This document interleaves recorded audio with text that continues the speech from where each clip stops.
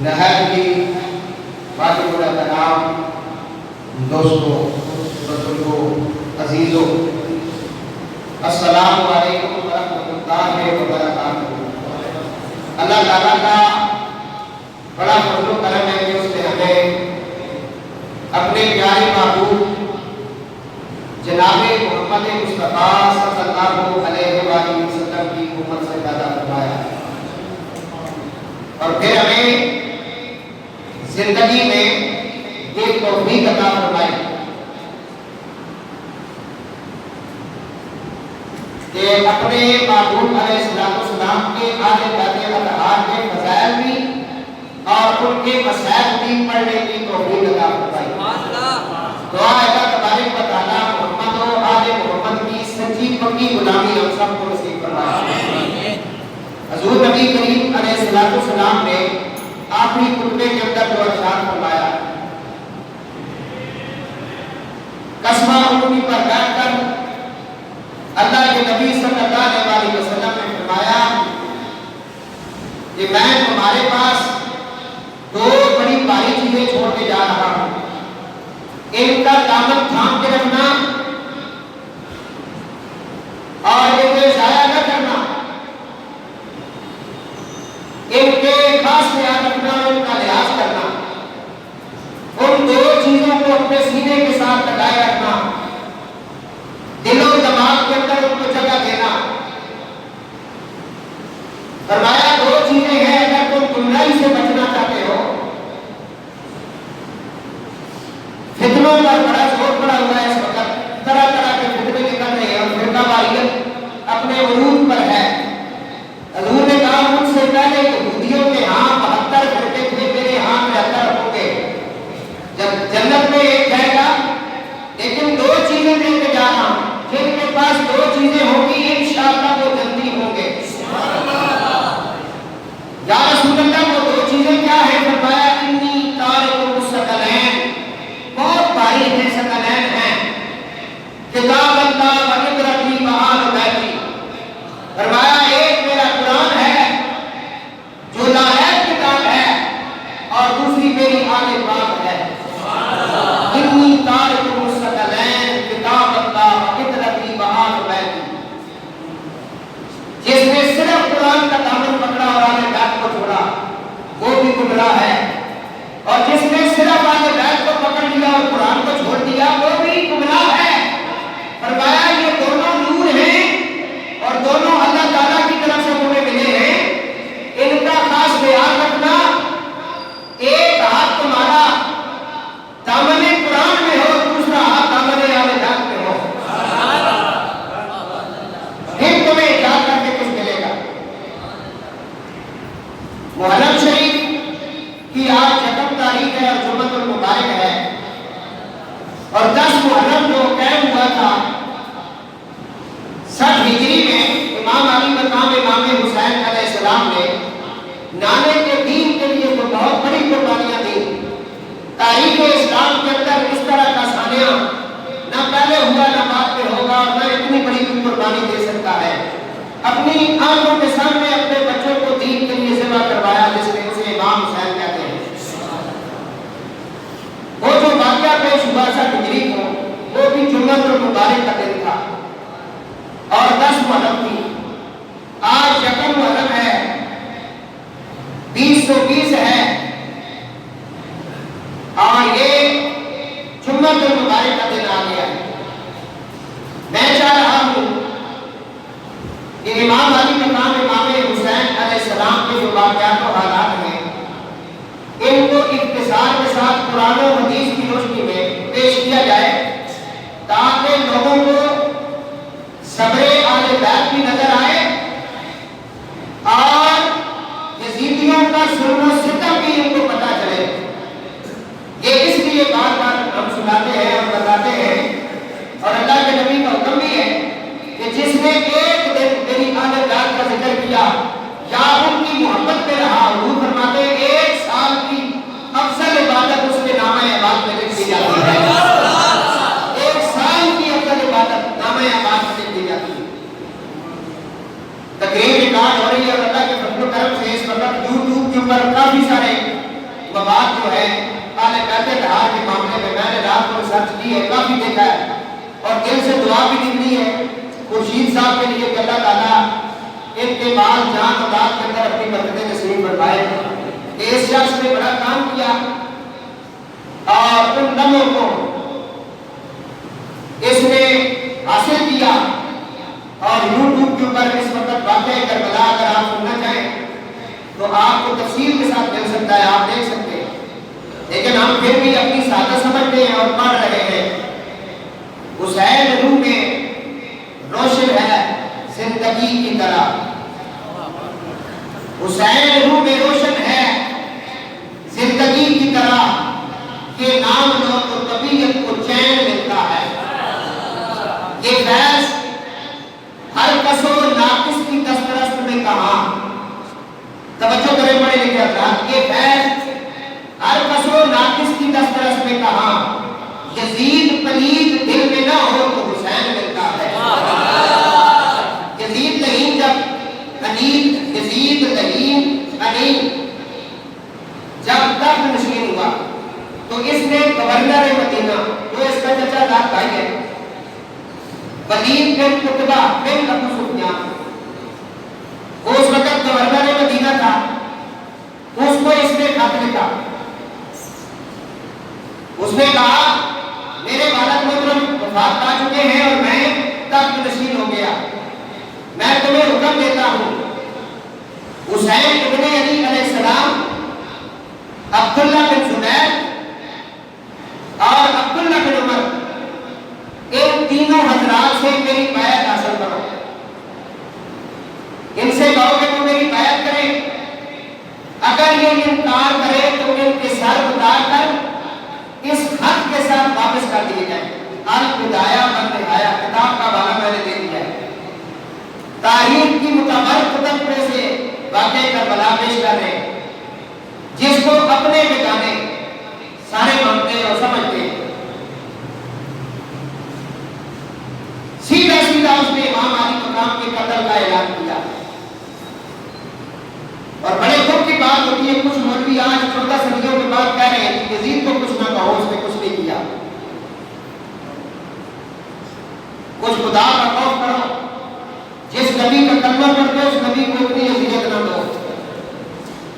1450 سال کے جن کے اوپر محدثین نے، مفسرین نے، بڑے بڑے اماموں نے اس کے کفر کے اوپر لکھا اور اس پر لعنت بھیجی اور اس کے سارے دولے پر لعنت بھیجی جنہوں نے نبی پاک علیہ السلام کے گھرانے کو ستایا ہے، اور لعنت بھی انہوں نے اپنی طرف سے نہیں بھیجی۔ اللہ تعالیٰ کا قرآن، اللہ تعالیٰ ارشاد فرماتا ہے ان الذین یؤذون اللہ ورسولہ لعنہم اللہ فی الدنیا والآخرہ۔ جس نے اذیت دی اللہ کو اور اللہ کے رسول کو، اس پر لعنت ہو دنیا اور آخرت کی زندگی میں۔ اللہ فرماتا ہے جس نے اذیت دی اللہ کو اور اللہ کے رسول کو، اس پر دنیا اور آخرت کی زندگی میں لعنت ہو۔ ان الذین یؤذون اللہ ورسولہ لعنہم اللہ فی الدنیا والآخرہ وأعد لهم عذابا مہینا، اور ان کے لیے اللہ نے دردناک عذاب تیار کیا ہے جنہوں نے اذیت دی۔ اب اللہ کو کوئی اذیت دے سکتا ہے؟ بولے نا بھائی، اذیت تو تب ہوتی ہے کوئی بندہ سامنے ہو، آپ اس کے اوپر حملہ کر دیں، اسے گالی دیں، اس پر حملہ کریں، وہ محسوس کریں اس کو اذیت کہتے ہیں۔ یا اللہ تو ہماری آنکھوں سے اوجھل ہے، ہم نے کبھی تجھے دیکھا نہیں، تجھے تو موسیٰ نے بھی نہیں دیکھا، تجھے کوئی اذیت کیسے دے سکتا ہے؟ اللہ فرماتا ہے میری اذیت سے مراد یہ ہے کہ جس نے میرے رسول کو ستایا اس نے مجھے ستایا۔ اس طرح اللہ تعالیٰ کی آپ نے تابعداری کرنی ہے، قرآن میں اس نے کہا کہ میری اطاعت کرو۔ اب اللہ کی اطاعت آپ کیسے کریں گے جب اللہ آپ کے سامنے ہے نہیں تو اطاعت کیسے ہوگی؟ امام کی ابتدا کیسے کریں گے؟ امام مصلی پر آپ کے سامنے موجود ہے اور امام نماز پڑھا رہا ہے، امام مصلی پر ہے، آپ اس کی ابتدا میں ہیں، امام رکوع میں آپ رکوع میں، امام سجدے میں آپ سجدے میں، امام سلام پھیرا، آپ سلام پھیرے، کس کو کہتے ہیں اقتدار کرنا؟ امام کے بالکل آپ کے سامنے ہیں. تو میں یہ پوچھنا چاہتا ہوں، مجھے یہ بتائیں کہ آپ اللہ کی اطاعت کیسے کریں گے؟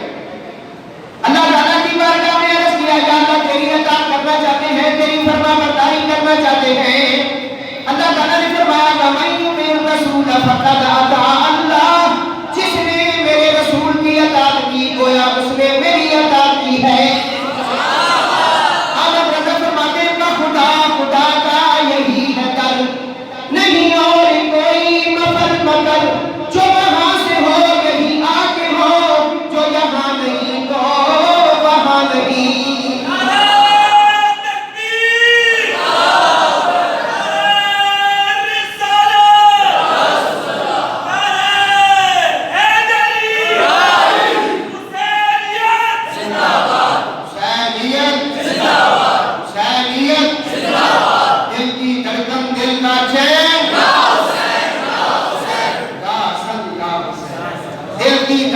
دل کا چین، دل کی دھڑکن دل کا چین.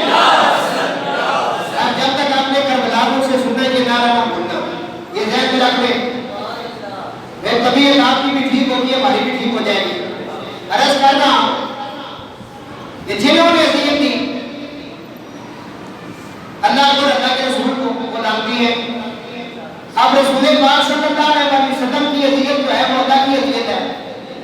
تو جس نے حسین کو اذیت دی، حسین کے بچوں کو تڑپایا اور پیاسا مارا، ان کے ساتھ ظلم و ستم کیا، ان کی لاشوں کو پامال کیا، ان کے سروں کو نیزوں پر اچھالا دیا، ان کی لاشوں پر گھوڑے دوڑائے گئے، گھنٹیاں کی گئی، نبی کریم علیہ السلام کی آل پاک پر پانی بند کر دیا گیا. جو پانی ایک تو سر کے شہزادے ہیں ان پر پانی بند ہو گیا. تو ان کے لیے ہم تو انہیں گلاب کے پھول ڈالیں گے، ہم تو ان کی پوری نسل پہ لعنت بھیج رہے ہیں.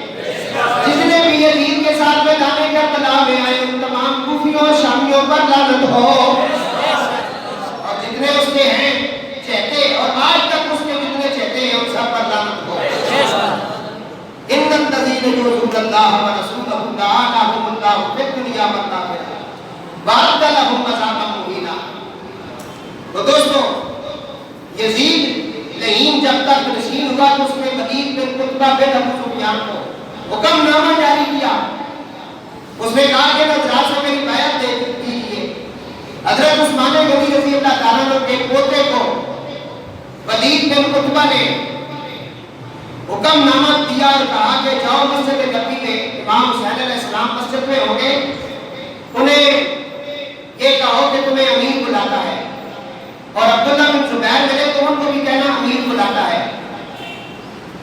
تو وہ جب پہنچا وہاں امام عالی مقام کو مسجد میں پیغام دیا، اور اس نے عبداللہ بن زبیر کو بھی پیغام دیا.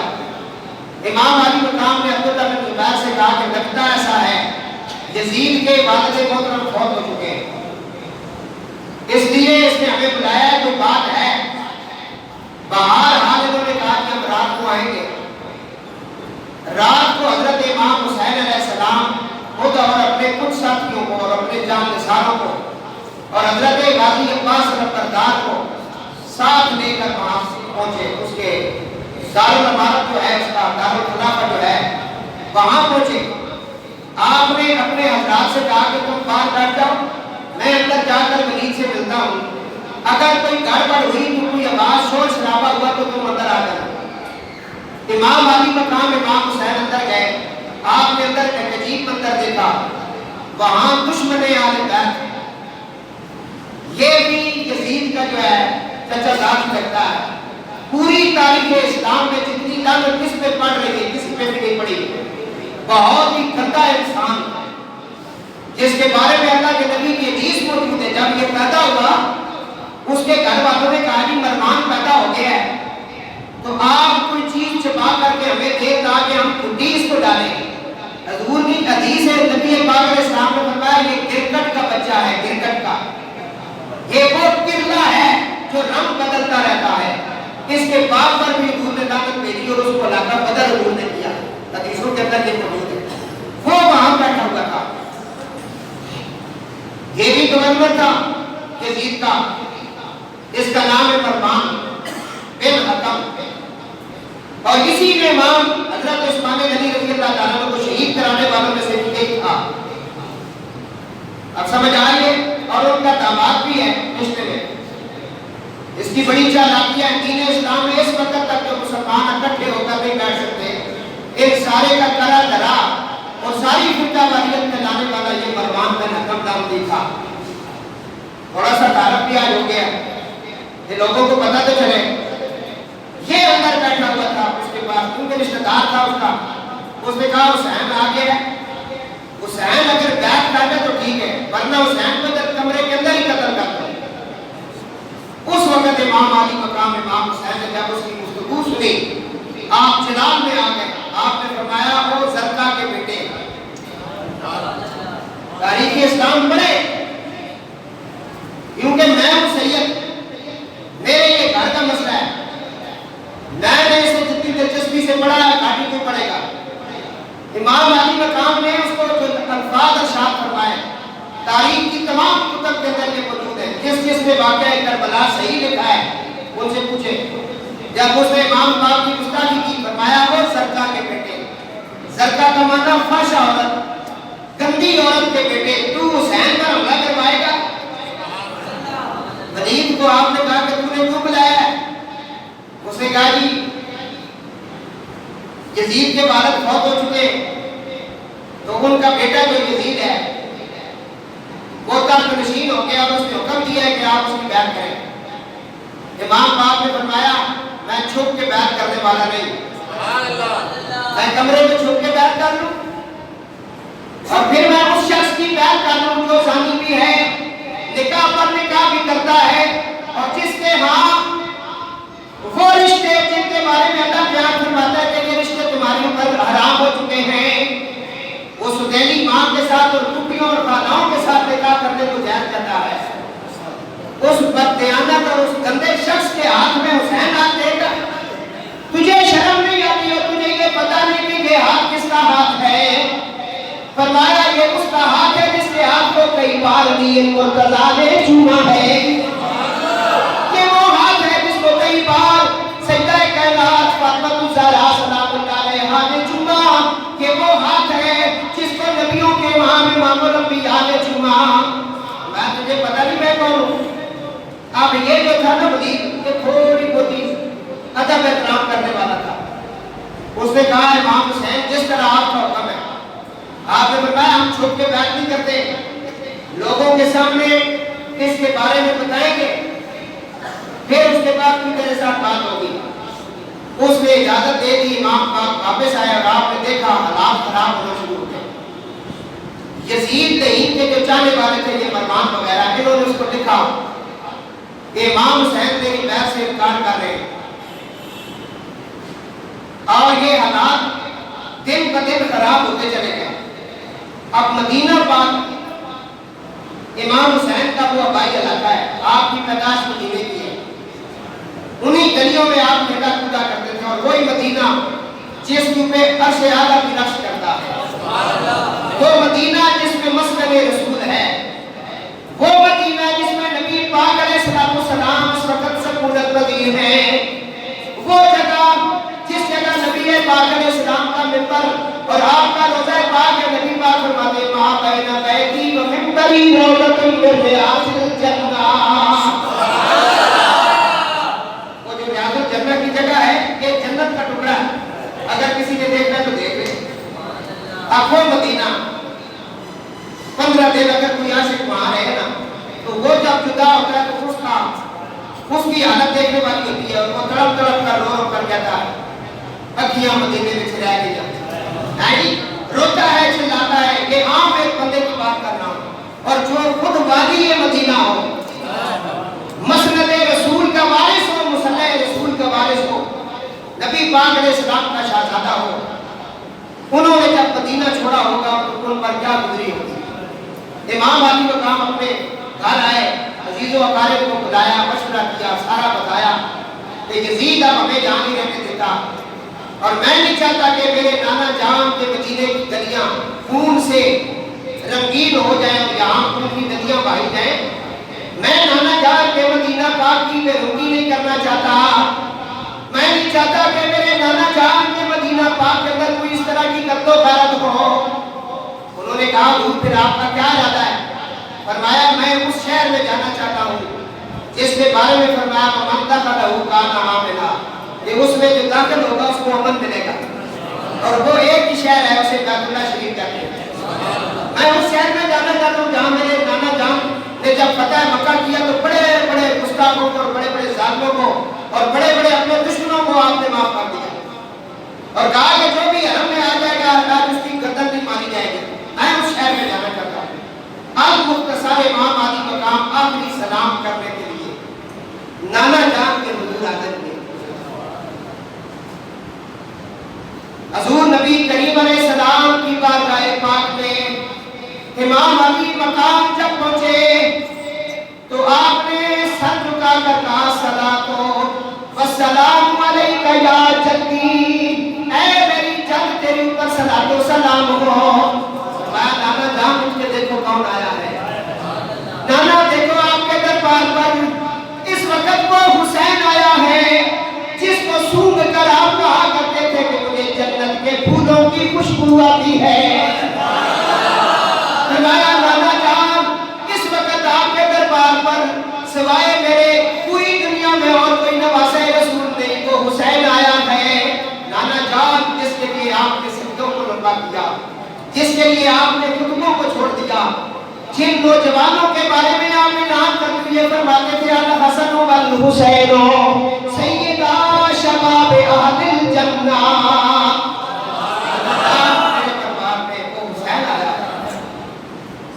آپ کے عرض گزار ہو رہے تھے اور جالیوں کو سینے کے ساتھ لگا کر کے سلام پڑھ رہے تھے، اور اس سلام کو کسی عاشق نے اس طرح بیان کیا۔ امام علی مقام نانا جان کی حضور حاضر ہوتے ہیں اور آخری سلام پیش کرتے ہیں۔ آپ حضور کی بارگاہ میں امجد صابری لکھتے ہیں کہ آپ نے یہ سلام پیش کیا، آپ عرض گزار کے سلام ہے، سلام جد امجد اے میرا منہ چومنے والے، سلام جد امجد اے میرا منہ چومنے والے، مجھے دوش محبت پر اٹھا کر گھومنے والے، مجھے دوش محبت پر کندھوں پر اٹھا کر گھومنے والے، ذرا نظریں اٹھا کر دیکھ کس کا نور عین آیا ہے،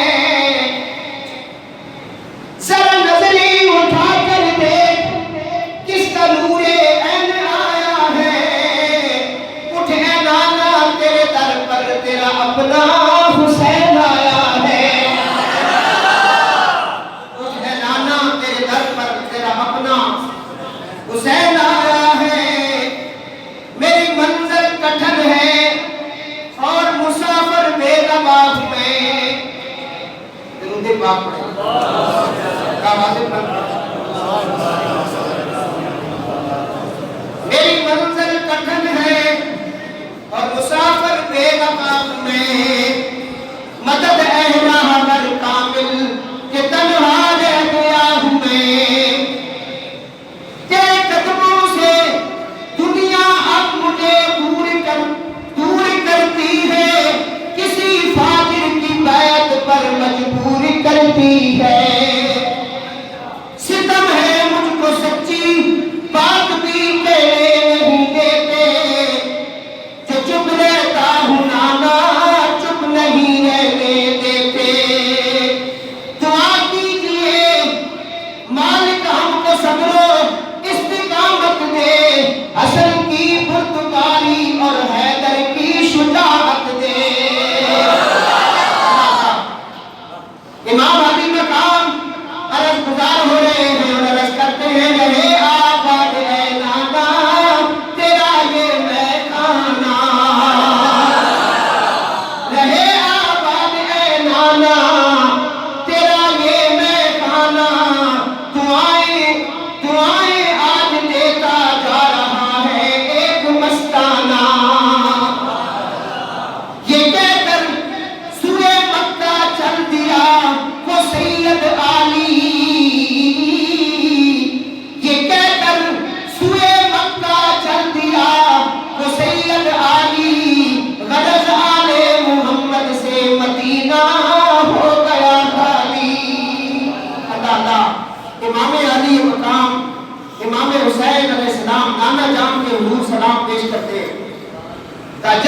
بعد ہوا آپ نے تہجد کی نماز ادا کی.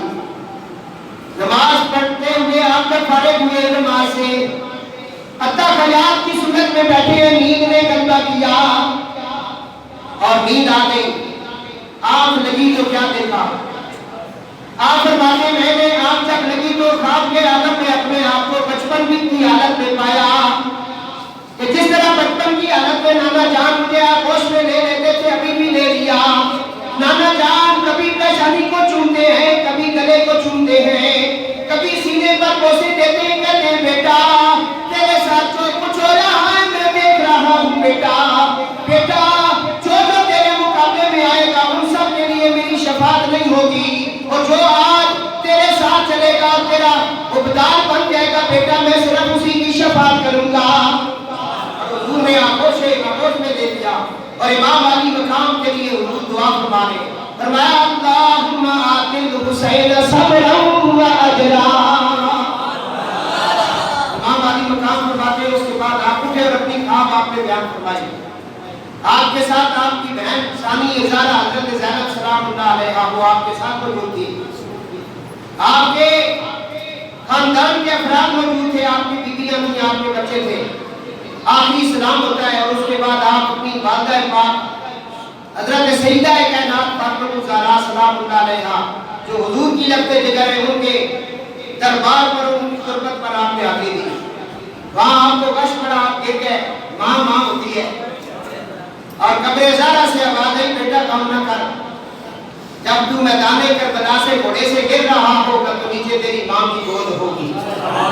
ہم وعدہ کرتے ہیں تیرے سامنے ہماری روحیں مجسم ہو کر آ جائیں گی. بیٹا کام نہ کر, یہ امتحان ہے اور یہ امتحان آپ کے دینا ہے. اس پوری ہسٹری کو پڑھنے کے بعد میں نے دیکھا کسی وقت بھی امام علی مقام نے یہ دعا نہیں مانگی یا اللہ یہ امتحان میرے سر سے اٹھا لو. آپ کی والدہ نے نہیں کہا کہ مولا اتنا سخت امتحان ہے میرے بیٹے کے سر سے اٹھا لو. حضور نے کبھی یہ نہیں کہا, بلکہ حضور روئے ضرور ہیں. حضور کو 50 سال پہلے امام علی مقام کی ولادت کے دن یہ شہادت کی خبر مل چکی تھی, لیکن نبی پاک روئے ضرور ہیں, لیکن آپ نے یہ نہیں کہا کہ یا اللہ یہ امتحان ہٹا دے, کیونکہ انہیں پتا تھا اتنا بڑا امتحان ہے, اتنا بڑا آگے آدمی بھی موجود ہے, کیونکہ یہ اور کوئی امتحان دے بھی نہیں سکتا.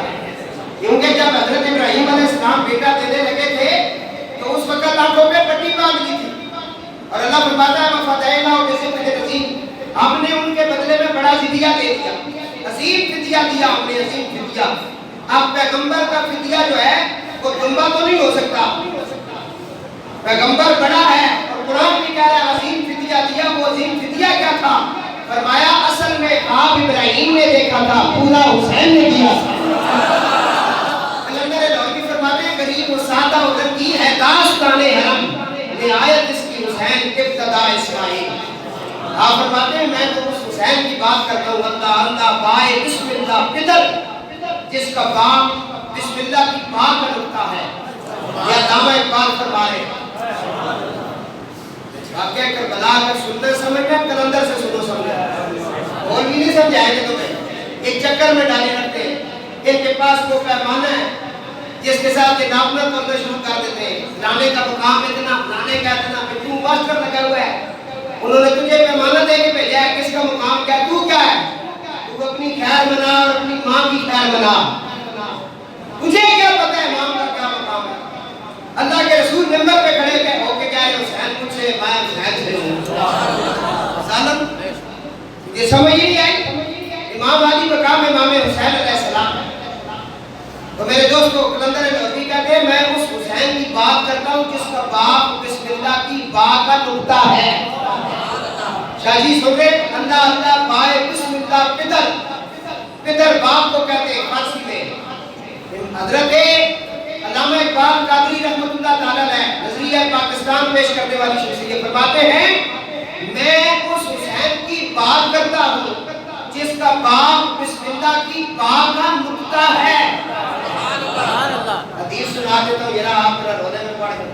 حضور نے کہا اللہ نے سارا قرآن سورت فاتحہ میں رکھا ہے, ساری فاتحہ کو اٹھا کے اللہ نے بسم اللہ میں رکھا ہے, ساری بسم اللہ کو اٹھا کے لفظ با میں رکھا ہے, لو بے تیز نہیں پڑھ لے, با میں رکھا ہے, اور ساری بات کو اٹھا کے اس کے نقطے میں لگا ہے. مولا علی صاحب نے کہتے تھے فرمایا یا رسول اللہ وہ نقطہ میں ہوں. بولے شاہ نے کہا اس نقطے وچ گل ٹکدی ہے, اس گھر وچ آ کے ٹکدی ہے. یہ روزہ پہ نکلو نہ ملا شلا پہ چلے لگو سجدہ کی غلامی کرو. سبحان اللہ ہے جی اچھا سبحان اللہ. اس نقطے وچ گل ٹکدی ہے, اس گھر وچ آ کے ٹکدی ہے. سبحان اللہ ہے جی میاں پکڑی فرمایا آگ اولاد تیری دعوت سب پیالے مارفت دل کی دل پھر بھی کہہ آگ اولاد تیری دعوت شہر کے باطن آپ چاہنے پھر بھی کہہ رہے ہیں آل اولاد تیری دا ملکہ. اے آجزی تے مسکینی جس کو لو ہے اس پہ حضور بھی راضی حضور نیال بھی راضی. دوستو عرض کر رہے ہیں ٹائم وہ کھاٹے کیوں خورشید صاحب دیکھ رہے ہیں درود پاک پڑھ رہے ہیں. ہاں جی امام علی مقام امام حسین درود پاک کا وزن عرض کر رہا تھا نانا جان کی بارگاہ میں سلام اور اماں جان کی بارگاہ میں سلام اور بھائی حضرت امام حسن مجتبی علیہ السلام کی بارگاہ میں سلام. امام نے سلام پیش کیا, اجازت مانگی اور جب آپ نے آ کر کے اپنے باقی رشتہ داروں کو اس وقت حضور کی ایک زوجہ پاک جن کا نام ام سلمہ سلام اللہ علیہا کو موجود تھی, جن کو حضور نے مٹی دی تھی. فرمایا یہ مٹی اپنے پاس رکھ لو, ایک شیشی کے اندر بند کر کے رکھ لو, جب یہ مٹی خون بن جائے تو سمجھ جانا میرا حسین شہید ہو گیا ہے. ان کو حضور نے ساری خبریں دی تھی, وہ وہاں موجود تھی. کہتے ہیں کہ جب امام پاک مدینہ پاک سے جدا ہوئے اپنا بھائی علاقہ چھوڑا, ایک قرآن مچ گیا, ایک ماتم کدا بن گیا, ہر طرف سستیوں اور رونے کی اور چلانے کی آوازیں آنے لگی. اور اس وقت حضرت ام سلمہ جو نبی پاک علیہ السلام کی زوجہ پاک ہے, ہماری ماں ہے, ان کی حالت غیر ہو گئی. وہ گرتی تھی, بے ہوش ہو جاتی تھی, جب ہوش میں آتی تھی تو فرماتی تھی واہ حسین یا حسین. اور اس وقت نبی پاک علیہ السلام کا شہزادہ مدینے سے جا رہا ہے, مدینے سے ماہ مدد جا رہا ہے, علم سے امام زمن جا رہا ہے. بہاروں نے رو کر کہا آئے کیوں کر یہ سارے کا سارا چمن جا رہا ہے. امام علی مقام امام حسین علیہ السلام 27 رجب جو معراج کی رات ہے, سبحان الذی اسری بعبدہ لیلا من المسجد الحرام الی المسجد الاقصی. 27 رجب کو امام پاک نے مدینہ چھوڑا. جس رات کو نانا معراج پر گئے تھے اور امام حسین کی پھپھی کے گھر سے حضور کو معراج ہوا, جن کا نام حضرت ام ہانی ہے بنت ابو طالب علیہ السلام. اب انہی کا شہزادہ حضرت ابو طالب کا پوتا مولا علی کی آنکھوں کا تارا حضرت امام حسین علیہ السلام نے 27 رجب کو مدینہ پاک آپ نے چھوڑ دیا. اور آپ مکہ شریف میں داخل ہو گئے 3 شعبان المعظم. یہ آپ کی ولادت کا دن بھی ہے, اور شعبان کے بارے میں جو فرماتے ہیں شعبان و شہری برمضان شہر ہوتا. شعبان میرا ہے, رمضان اللہ کا ہے. یہ ولادت غازی عباس اور ولادت امام حسین کا مہینہ ہے, اور اس میں ایک شب برات بھی ہے. میں آپ اس کی تفصیل میں نہیں جا رہا ہوں. مدینہ پاک سے آپ 27 رجب کو نکلے اور 3 شعبان المعظم کو آپ مکہ شریف پہنچے. وَمَنْ دَخَلَهُ كَانَ آمِنًا, اس شہر میں پہنچ کے جہاں امن ملتا ہے. لیکن امام کے نصیب میں یہ بھی نہیں تھا کہ وہاں آپ کو امن ملتا. امام علی مقام جب مکہ شریف کے قریب پہنچے تو آپ نے کیا دیکھا, مکہ شریف کی سرحدوں پر نبی پاک علیہ السلام کے صحابہ جو مکے میں رہتے تھے وہ چوک در چوک جلوس کی شکلوں میں آ چکے تھے. انہوں نے امام علی نے مقام امام حسین علیہ السلام کا بہت بڑا استقبال کیا اور دیکھ کر کہنے لگے مدینہ پاک سے اس نے رسول آتا ہے. شیر اچھا لگے تو کچھ کہتے مدینہ پاک سے اس نے رسول آتا ہے, امن کے شہر میں ابن بطول آتا ہے، امن کے شہر میں ابن بطول آتا ہے، ہمارے دل کے چمن میں بہار آئے گی، وہ دیکھو گلشن حیدر کا پھول آتا ہے، وہ دیکھو خدا کی قسم، وہ دیکھو گلشن حیدر کا پھول آتا ہے۔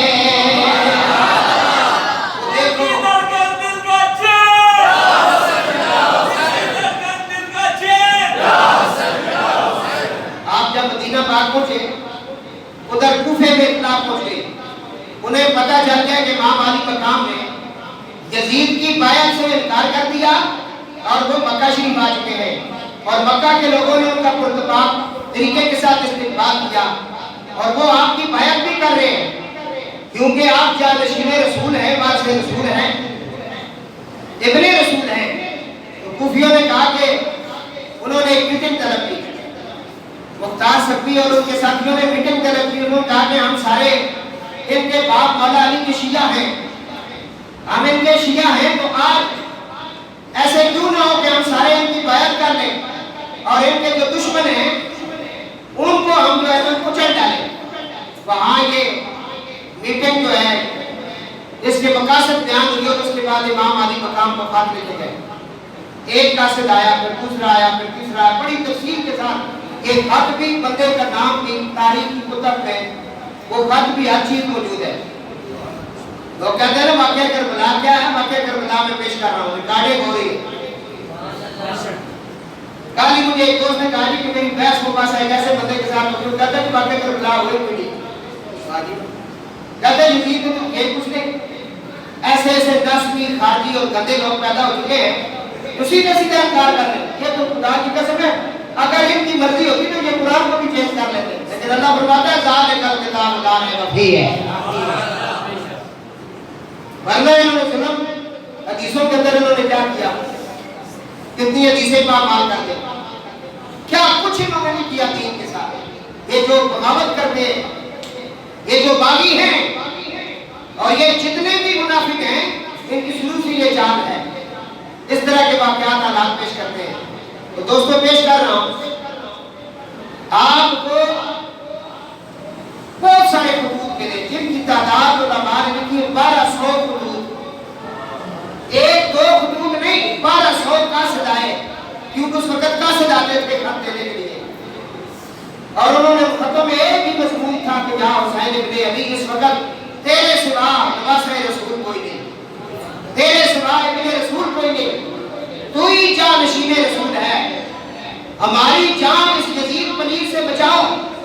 یہ یزید جو ہے اس نے دین کو پامال کیا، کتوں کی لڑائی جو ہے یزید نے شروع کرائی، یہ بندروں کو لڑائی کرانا یہ یزید نے شروع کیا، یہ جوا بازی یزید نے شروع کی، یہ محرمات کے ساتھ جن کے ساتھ آپ کا نکاح جائز نہیں ان کے ساتھ اس نے نکاح جائز کروایا، ستیلی ماؤں کے ساتھ نکاح، پھوپھیوں اور خالاؤں کے ساتھ نکاح، یہ اتنا بڑا ظالم ہے، اس نے دین کے اندر جو ہے بہت بڑا اپنا ڈال دیا ہے۔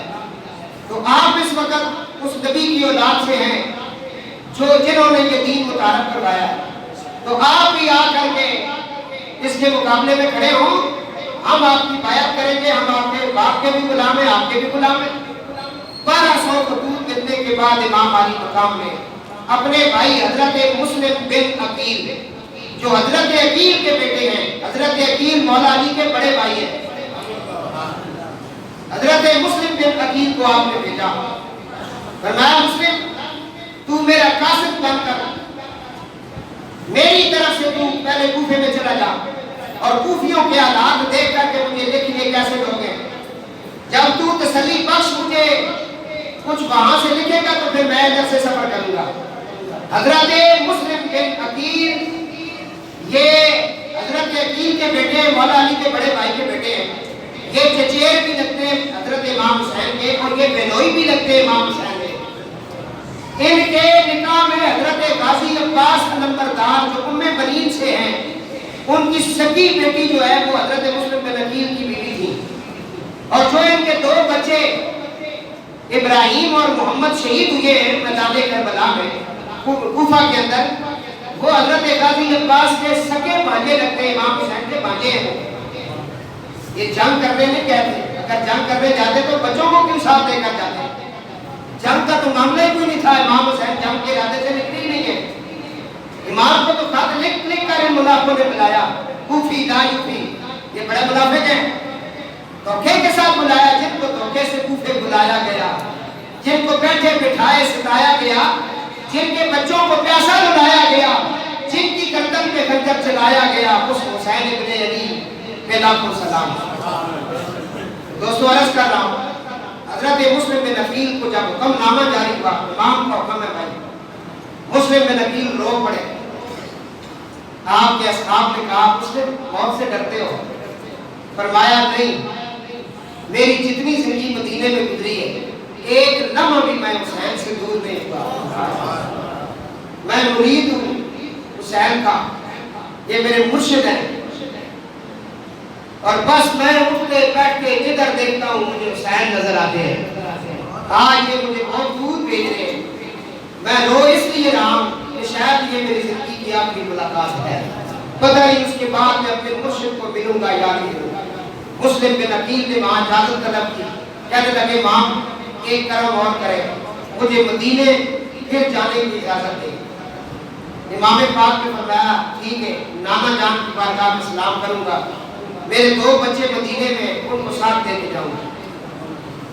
اب حضرت مسلم بن عقیل بھائی میں مختصر کوفہ میں آپ پہنچے، کوفیوں نے بہت بڑا استقبال کیا حضرت مسلم بن عقیل کا،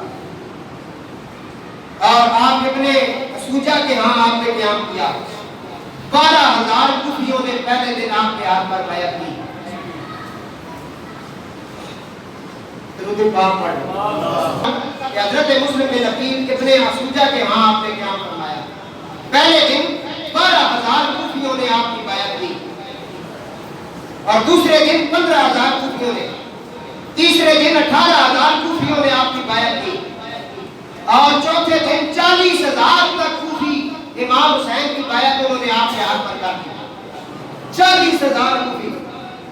اب یہ خبر یزید کو بھی ادھر مل گئی کہ کوفہ کے اندر مسلم بن عقیل قاصد حسین بن کر آئے ہیں، ان کی لوگ بیعت کر رہے ہیں، اور 40,000 تک لوگوں نے ان کی بیعت کر لی ہے، تو حالات خراب ہو رہے۔ یزید نے اس وقت اپنے باپ کے خاص جو ان کا مشورہ دان تھا، مشورہ دینے والا سرجون یہودی جو ہے، یہودی نسل تھا، اس کو بلایا، اسے کہنے لگا میں مشکل میں پڑ گیا ہوں، کیونکہ کوفہ کے اندر سارے لوگ میں وہ حسین کی بیعت کر رہے ہیں، خالی یہ لوگ ہمارے مقابلے میں کھڑے ہو جائیں گے اور میرا تخت دھرے کا دھرا رہ جائے گا اور میرا یہ سارا کچھ ختم ہو جائے گا، تو میرے باپ کا پرانا وفادار ہے، اور پہلی جو جنگیں انہوں نے مولا علی کے ساتھ لڑی ہیں اس میں بھی تو بڑے بڑے مشورے دیتا رہا ہے، اور یہ قرآن اچھالنے والا بھی مشورہ تو نے دیا تھا۔ اب میں نے یہ پہلے بھی عرض کیا ہوا کہ یہودی کبھی بھی مسلمانوں کا نہیں بن سکتا، یہ ذہن میں رکھنا، جب بھی مسلمانوں کو کوئی نقصان پہنچائے اس کے پیچھے ہاتھ کس کا ہوتا ہے؟ بلند آواز سے بولو یہودی کا ہوتا ہے۔ یہ جو مندر بنانا چاہتے ہیں پیچھے ہاتھ کس کا ہے؟ یہودی کا۔ یہ ملک میں جو فساد پھیلانا چاہتے ہیں سنیجیا کا، پیچھے ہاتھ کس کا ہے؟ یہ جو کچھ بھی ہے یہ سارے یہودی کرتے ہیں، ان کی غلامی چھوڑ دو، مصطفیٰ کی غلامی کر دو، سب کچھ ٹھیک ہو جائے گا۔ سمجھ آ رہی ہے؟ اللہ ہمارے حکمرانوں کو مصطفیٰ کی غلامی نصیب فرمائے، آپ کو بھی اللہ حضور کی غلامی نصیب فرمائے۔ نبی پاک سارا کچھ ہمیں بتا گئے ہیں، قرآن نے کہا کسی اور کو اپنا آئیڈیل نہ بناؤ، نہ ہی ضرورت ہے، نہ ہی کسی کو اتنا بڑے سر میں بٹھاؤ۔ لقد کان لکم، تمہارے لیے زندگی گزارنے کا بہترین نمونہ زندگی میرے رسول کی ہے، بلند آواز سے جس کی ہے؟ اللہ کے رسول کی ہے۔ دوستو سرجون آ گیا، پڑھے کتابیں، سرجون نے اب کیا کہا، وہ کہنے لگا میرے پاس تیرے باپ کا وصیت نامہ موجود ہے۔ وصیت نامے میں کیا لکھا؟ اس نے کہا جب میرا بیٹا اس کے خلاف لوگ کھڑے ہو جائیں اس وقت اسے کہنا کہ ابن زیاد جو ہے گورنر بصرہ، اس کو جو ہے وہ کوفے کا گورنر بنائے اور اس سے میرا حکم نامہ جاری کرے، اور وہ سارا کچھ کرے گا، وہ بڑا چلاک چلتا ہے، وہ سارا کچھ کرے گا۔ اب ابن زیاد کو یزید نے طلب کیا اور اسے سارا حکم نامہ جاری کیا۔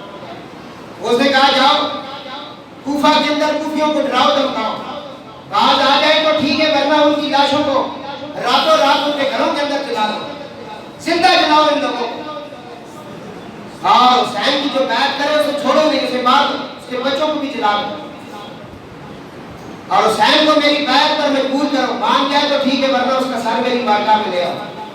یہ ابن زیاد اب آیا نہیں، وہ جازی لباس پہن کر یہ کوفے میں داخل ہوتا ہے۔ میں بڑے اختصار کے ساتھ امام مسلم بن عقیل کی شہادت پڑھ رہا ہوں۔ یہ ابن زیاد حجازی لباس پہن کر اب کوفے کی طرف روانہ ہوا۔ اب کوفے کے بہت سارے لوگ جو ہے وہ راستے میں کھڑے تھے حضرت امام حسین علیہ السلام کے انتظار میں۔ حضرت مسلم نے ان کو خط لکھ دیا تھا کہ یہاں کے حالات بڑے اچھے ہیں، یہ بڑے خدمتگار مرید ہیں، یہ تو ہمارے ہاتھ پاؤں چوم رہے اور بسم اللہ بسم اللہ کہتے ہیں، اور 40,000 کوفیوں نے بیعت